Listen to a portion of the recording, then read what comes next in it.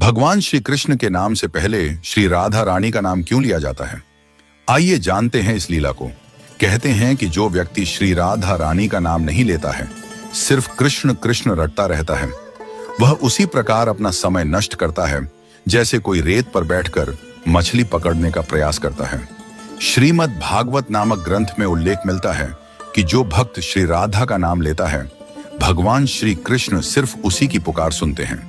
इसीलिए कृष्ण को पुकारना है तो राधा को पहले बुलाओ। जहां श्री राधा होंगी वहां कृष्ण खुद ही चले आएंगे।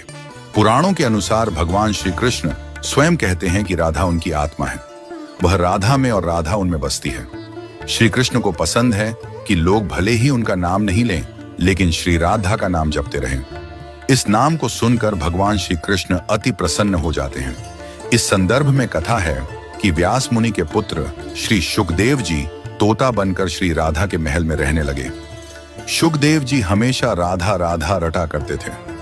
एक दिन श्री राधा ने शुकदेव जी से कहा कि अब से तुम सिर्फ कृष्ण कृष्ण नाम जपा करो। शुकदेव जी ऐसा ही करने लगे।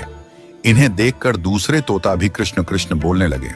श्री राधा की सखी सहेलियों पर भी कृष्ण नाम का असर होने लगा। पूरा नगर कृष्णमय हो गया, कोई राधा का नाम नहीं लेता था।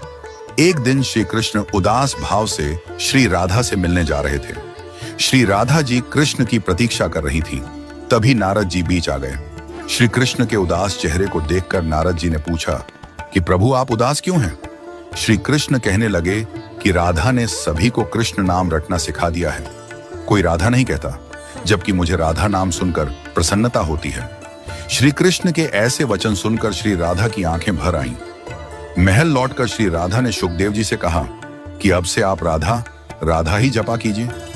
उस समय से ही श्री राधा का नाम पहले आता है, फिर श्री कृष्ण का।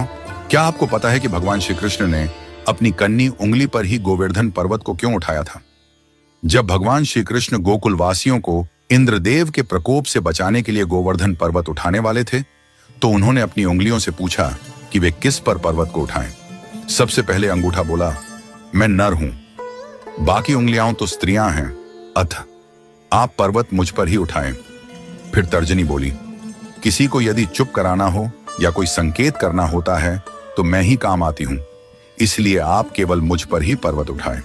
इसके बाद मध्यमा बोली, सबसे बड़ी होने के साथ साथ शक्ति भी रखती हूं, अतः आप पर्वत मेरे ऊपर ही उठाएं।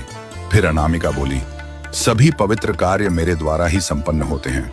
मंदिरों में देवी देवताओं को मैं ही तिलक लगाती हूं, अतः आप मुझ पर ही पर्वत उठाइए।